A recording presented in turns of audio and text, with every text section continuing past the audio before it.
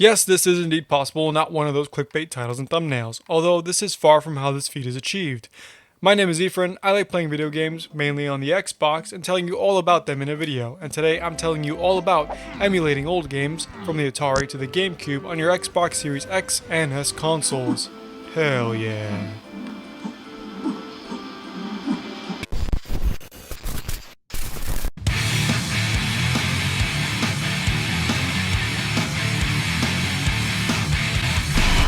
Hello! Thank you for tuning in and all those pleasantries. Now let's get down to business because there's a lot to discuss. You might have heard from some tech and video game YouTubers that the Xbox Series consoles are, shockingly, fully backwards compatible with almost every older video game console through emulation. Real quick, for those of you new to this term, emulation is using one computer, hardware and software to imitate or simulate the features of another computer, device, or specific system through a specific program. It's awesome. Not the most accurate definition, but it's how I understand it, and you get the general idea. I'll be covering how to do it in detail and as simple as I can make it, what you'll need, sharing tips and resources I've found throughout this process, how all these older titles perform on a series console, and why you'd want to do it, just giving you some general reasons and my personal opinions. Now, you might be wondering why cover the Xbox emulator trick when it's been known for quite some time. First of all, I just think it's neat and wanted to share it with people who might not be in the know. Secondly, there have been many updates to the program and the setup process thanks to the community. The individuals who are passionate about this project have put in a lot of work, shared a lot of info and advice in order to make the setup simple, and have done what they can to make games run smoother and generally much more even betterer. Thirdly, I just think it's really funny that I can play Nintendo and PlayStation games on a friggin' Xbox. Like, I bet there's someone at Nintendo that's really mad and they can't do anything about it, and that genuinely makes me happy. Now roll up your sleeves cause we're getting started.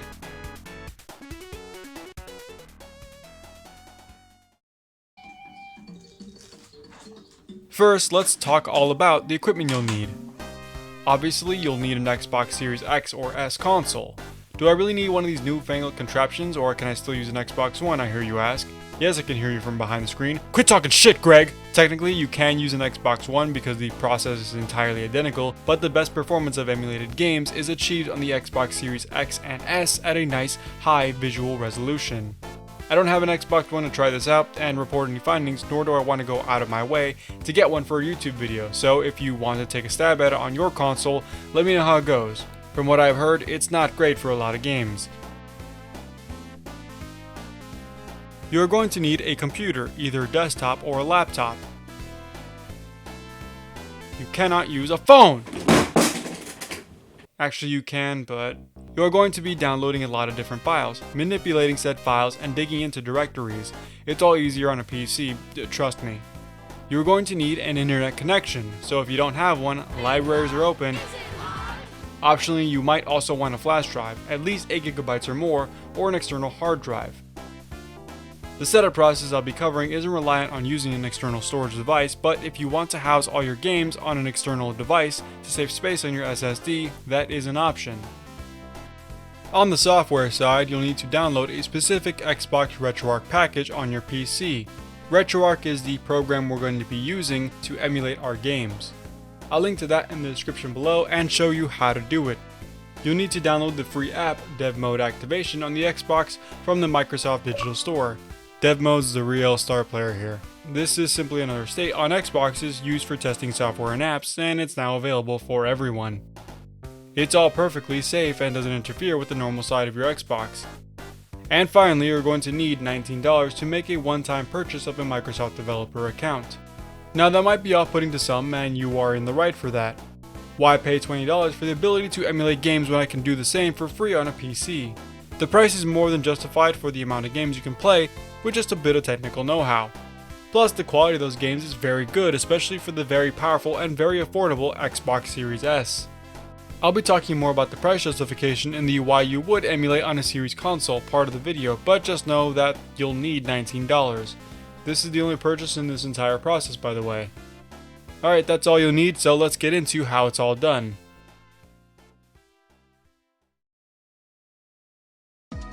The first step here is to get yourself a Microsoft developer account. I put a link to Microsoft's Dev Partner page in the description just so it's easier to find. You might need a Microsoft account, which shouldn't be a problem if you have an Xbox Live account. I'm pretty sure you don't need one, but having one saves a bit of time. On the developer partner page, just fill out all the appropriate information, which should be filled out for you if you have a Microsoft account or Outlook email you just signed into. Make sure that the individual account type is selected unless you want to spend $100 to play Luigi's Mansion on your Xbox. So yeah, you can actually select the $100 account. This bit was recorded before setting it up, but I felt that joke was worth making and it's staying in, goddammit. I obviously have this information blocked out because it's private info, but simply input your information into all the appropriate fields, including payment method, credit card, debit card, a $20 US bill hand-delivered to Bill Windows himself, until you reach this screen telling you, "You're all good, G." The next step is to activate dev mode on your actual box and link that to your newly created account. So let's switch over to Xbox Vision. Head over to the Microsoft Store and simply search Dev Kit or Dev Mode. Select the app with the Series X and S consoles as it's the newer version, I believe. This app is also completely free. It should take a couple of minutes to download. When it's fully downloaded, simply launch it and follow the steps to activating dev mode. By the way, step 2 on the screen is not necessary. It may be if you were developing games or apps for the Xbox, but for our purposes, it's not at all. When you reach this screen, it's time to head back to your computer to go to the activation site. Okay, now that we're here, open up an internet browser and head over to the URL on the dev mode screen. On this screen, select the plus icon on the right side and select Enter Activation Code. If you take too long because you were filming this whole process for a video like a weirdo, the code will auto-generate to a new one. And you should see your Xbox listed on the Microsoft page once it's activated. Now on the Xbox screen, your Xbox should either be activating or it will sometimes close out of the dev mode app automatically. If it does, simply launch back into it and you should be greeted with this screen and gives you the option to either switch and restart or deactivate your console. Obviously, select the former to finally go into dev mode. It'll restart and take a couple of minutes to do that, but once it does, you should be greeted with this screen, meaning you're on the right track. There are a couple things to set up in the dev mode home screen before we continue.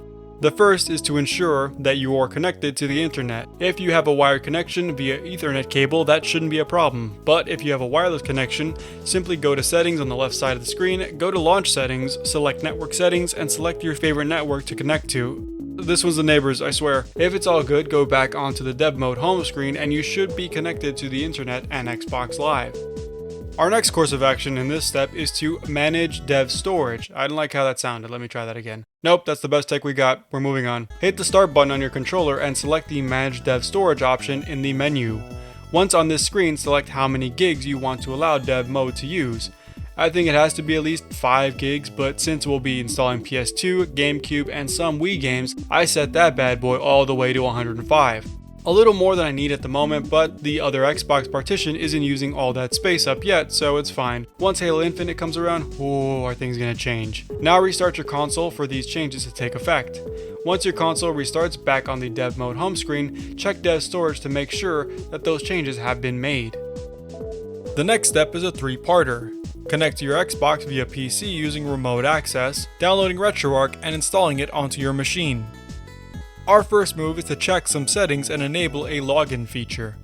In the Remote Access tab, select Remote Access Setting to ensure that the Enable Device Portal box is checked, as well as checking authentication is also enabled. Set up a username and password for remote access. I don't know if you really need to, but it's an added security option for us paranoid folk. Now go back onto your desktop and open up an internet browser. Then simply type the remote access and address on the dev mode home screen into the address bar at the top. Here's some advice. Type the address exactly as it appears. https://192.1 etc etc. Otherwise you'll get failed to load screens or something to that effect. If you connect correctly, you should get a warning screen saying the site is not secure, but just continue onwards as there is no danger here. We're just connecting to an Xbox, not a damn red room. Chill the fuck out, Google. Now just type in the username and password you set up and you're in. This device portal is only available when your Xbox is on and in dev mode. You cannot access this page if your Xbox is off or in retail mode. Now open up another tab or window and go to the RetroArch website, which will be in the description below. RetroArch is a program that houses a collection of console emulators and media players that can be used on a variety of different devices. It's great, especially if you don't want to bother downloading a bunch of emulators and setting them all up. On top of that, it saves space on your drive, and I'm doing that thing again where I over-explain and nobody cares. The download and website are totally safe, but the ads on it make me want to pound on my desk like I want pictures of Spider-Man. Click on the download tab and ignore the first two download options, nightly and stable. Instead, scroll down until you reach the Xbox download, which is marked by a green Xbox logo. You want to download both UWP packages here. If they don't download with a simple left click, right click and select Save Link As. You'll probably get notified that the downloads aren't safe, but again, there is no danger here and continue to download them anyway. Now's a good time to talk a bit about UWP files because I don't know if you picked this up, but I'm kinda bad with girls. UWP stands for Universal Windows Platform and is a platform for developing applications on Windows 10, Xbox, and other Microsoft systems like the amazing Zune. Essentially, they're files specifically made for Microsoft apps. I understand this is a lazy and poorly researched explanation, but for our purposes, it's serviceable. Just know that this is the file and what it looks like. I'm sure I'm offending the ultra mega super hardcore computer nerds with this definition, but seriously, get fucked! Now that those files are downloaded and saved onto somewhere easy to access, open up the window with the device portal page, click the green add button under My Games and Apps, and either drag and drop the RetroArch file into the box, or you can look for the file by hitting Choose File. Click Next! On the following screen, you'll want to also upload the additional Microsoft package, so simply browse around for it. Now RetroArch will begin to install. This takes several minutes, so you can just chill out for a while, maybe grab a coffee, take a shit, have a chat with one of your friends. Hey Mike, you got time to talk? Don't fuck yourself, Efrain. Once that is all finished up, you should see a RetroArch package in the device portal page, and also on your Xbox. Before we launch into RetroArch, we first have to make a small change. Highlight RetroArch, hit the start button on your controller, scroll down to view details, then change the application from a delicious appetizer to a game. Now back out, restart console. I know there's a lot of restarting, but trust me, that's the last time. And when your console boots back up, check to make sure RetroArch is still a game by again highlighting RetroArch, hitting the start button, going to view details, and it should be a game. Now we can launch RetroArch and mess around with some settings. God damn it. After you sign in, of course. So, RetroArch should look like a night mode Game Boy Color menu because it's missing assets from an update. Head over to the main menu and select Online Updater. Then select Update Assets and wait for that to finish. This should take a while, roughly 3 to 5 minutes, so just hang out. Maybe grab a drink or finish that conversation from the previous step. Who's his goddamn number? With the assets completely updated, RetroArch will look much nicer, but the updates don't stop there. Now update virtually everything else. You can optionally update cheats if you plan to use them. I didn't because I don't care, but go for it if you want. So there are several important things you need to set up after you update.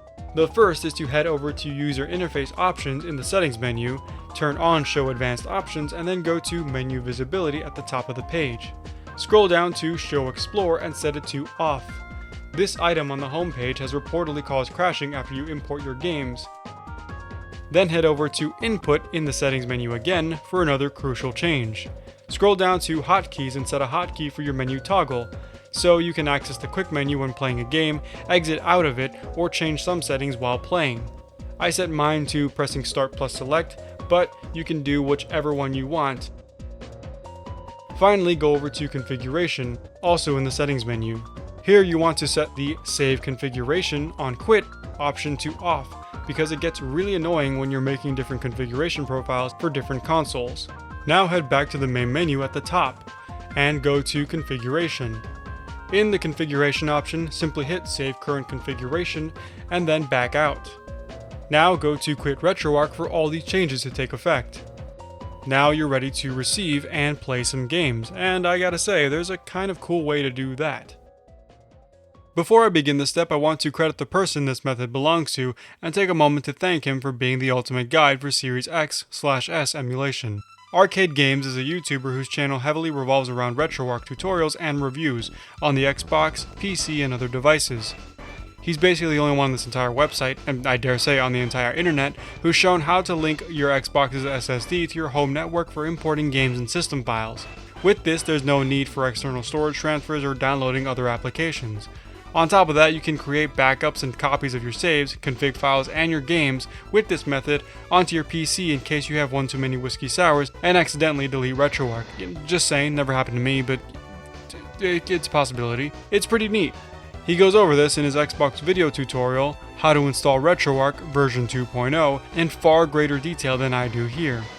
He has tutorials for setting up specific systems, provides files and resources for certain cores, makes videos about updates to cores or RetroArch itself, and is incredibly knowledgeable in all things RetroArch.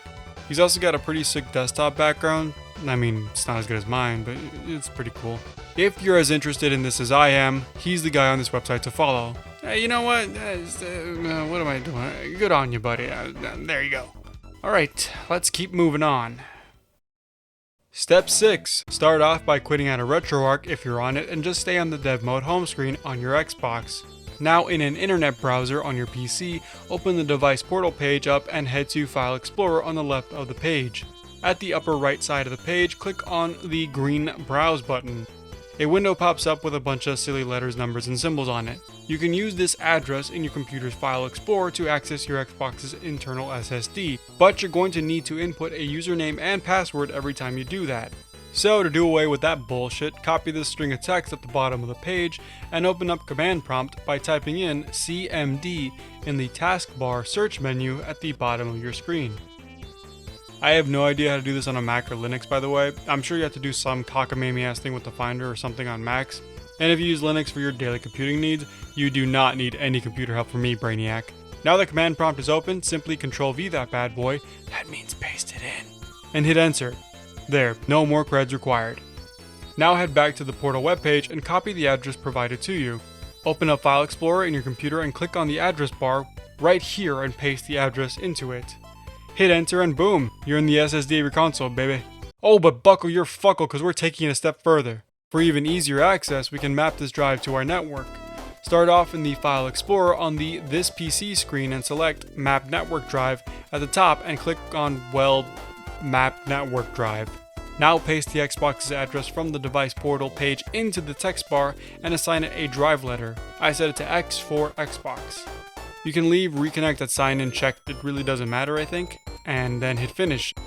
With that, you can now access your Xbox's RetroArch folder via PC as long as your Xbox is turned on and in dev mode. You can also access the drive while using RetroArch, but I wouldn't make any changes as they may cause issues with your program. Haven't tested that, and I don't want to. Now that we have our drive mapped out and you can access it easily, let's dig in there and make some folders for easier use. After entering the drive, click on the Windows Apps folder. Then there should be at least 3 folders. 2 with a whole string of numbers and letters and whatnot, and a third that says deleted or something like that. The one you want to access is the one that begins with 1E4CF and contains 1.9.5.0_x64 in the middle of the name. Since I took so long to make this video, the file name might have changed slightly due to an update, so you may have to look around for the folder with the 1.9.6_x64. In any event, look for the folder with the _x64 to access the RetroArch folder. In this folder, we want to create a total of 5 empty folders. So hit Ctrl-Shift-N to create new folders, or right-click in some empty space and select New Folder, and name them the following: Saves, States, Games, System, and Config. The 5th folder, Config, is optional. Saves is a folder where, well, your games are saved. States houses save states you create. Games is pretty self-explanatory. Config is where you can optionally store your RetroArch configuration in regards to driver, audio, video, and UI changes. And System is where you store BIOS and system folders of specific consoles and emulators. Now to set that all up on the actual RetroArch app. Launch RetroArch on the Xbox and head over to Settings and scroll all the way down to Directory. Start with System/BIOS and navigate over to the S drive. In the S drive, select Program Files, then Windows Apps, select the RetroArch file, the one with the underscore x64 in the middle of the name, and then select the folder you created named System. Finally, hit Use this directory. Back all the way out until you reach this screen and repeat that process for all the folders you created, saves, states, and config. The only one we do not need to set up in this manner is the games folder, because we are finally at the part where we get to import games into the RetroArch app. Yes! Yes! The simplest games to set up are Nintendo 64, Game Boy Color/Advanced games, SNES, and Sega Genesis games, as they don't require an extra step of adding in a BIOS file. Real quick, BIOS is standard computer firmware needed to complete basic input-output functions. As a matter of fact, I'm pretty sure BIOS stands for Basic Input-Output System. On a console, BIOS files are protected by some poppycock copyright law, so just giving them out all willy-nilly by emulator developers, or just giving them out in general, is punishable by lawsuit or other legal action. Yes, it's very stupid.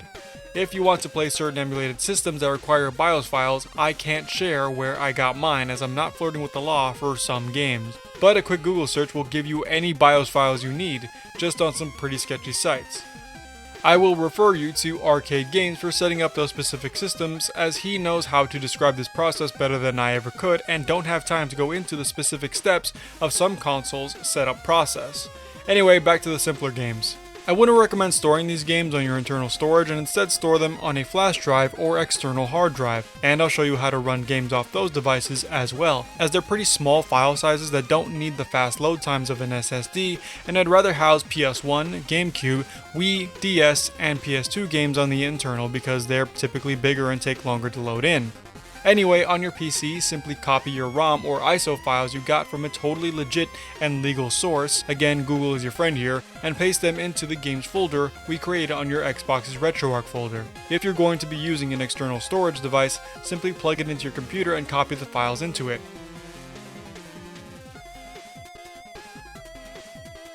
On the Xbox side of things, launch into RetroArch and select Load Content from the main menu.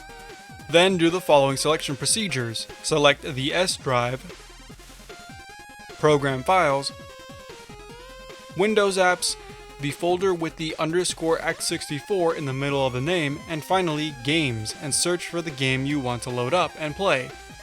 It'll tell you which core console emulator you like to use and then hit Run again. Most times the core RetroArch defaults to at the top runs fine, but a little trial and error may be needed for some games.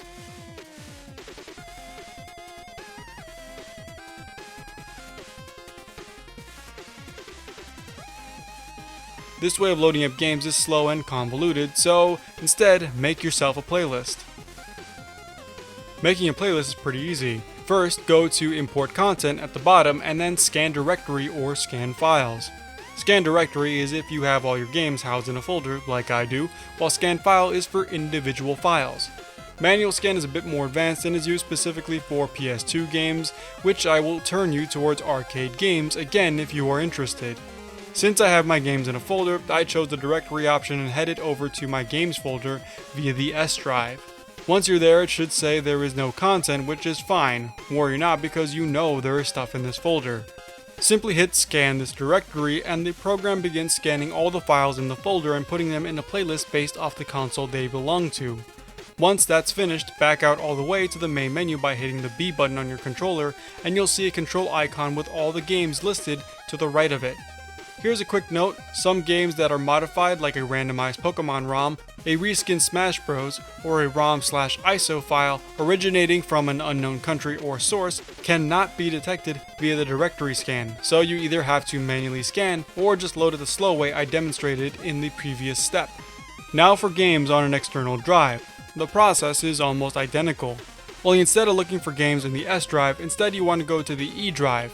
A good way of remembering this is E for external storage. It's pretty simple, just plug in your USB device into one of the ports on the Xbox. I recommend doing this before launching RetroArch. I've never done it while actually running it, so this is just the way I'd do it. Then just repeat the playlist making process I just went over, except go to the E drive to look for your games. And that is how you can finally play almost all the classics on an Xbox Series X and S. Have some fun and pat yourself on the back for all the hard work it took to set this up. If this is your first time, this should take about 30 to 40 minutes. Once you got it down though, it drastically cuts down to 10 minutes, making updating the RetroArch app or its cores a walk in the park. All the changes made to dev mode are saved, you have your Microsoft account, and you don't need to map another network drive out.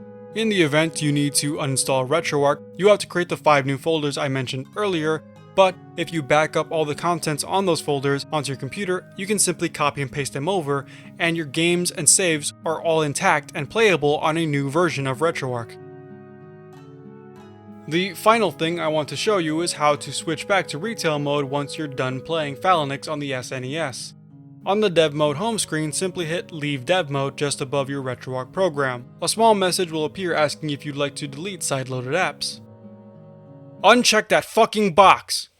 If you leave dev mode with that box checked, RetroArch and all the changes made in it will be deleted. Unfortunately, you have to uncheck it every time. I wish there was a way to set it up so you didn't use the nuclear option every time you wanted to switch, but there isn't, so just be careful and maybe don't play Pokemon Fire Red so late at night in a drunken stupor. Unfortunately, you will have to switch back into retail mode every time you want to turn your console off, because if you try to do that in dev mode, your console will just automatically boot back up after a few moments. Why? I don't fucking know, and I'm kinda ticked off about it. I'm hoping there's something that can be done about this in the future, because it's just annoying to have to switch back to the Xbox's normal state while also taking a giant risk of losing all your emulation files in the process just to turn off your damn machine. But annoying aspects like these and other gripes about RetroArch/dev mode I will leave for another time. Now, normally at the end here I like to recap and give a small review about the content we just discussed. But I think it's best to just leave it here for now and have this video be a setup guide for anyone who wants to undertake this process. I played a lot of games on 2 different versions of RetroArch, and because of that, I have a lot to say about their performance. I also picked up some tips and tricks for specific emulators that I think is important. And there's also a lot I have to say about why you would undergo this process, for the glory of playing older games on a series unit. So the following video will be all about what I just mentioned to help you determine if this is something you want to do with your machine. Of course, I am looking at this with rose-tinted glasses, but I will be as honest as possible in the review video. If you need any more information or guidance to RetroArch setup as a whole or specific emulators, please go check out Arcade Games. I wouldn't be able to do any of this without him or his videos. Never met the guy before, but just from his work on this website alone, I can safely say he's a swell guy. I really do mean that. If it didn't come across as genuine, damn this monotone of mine. So until next time, thank you for watching. My name is Efrain. Adios.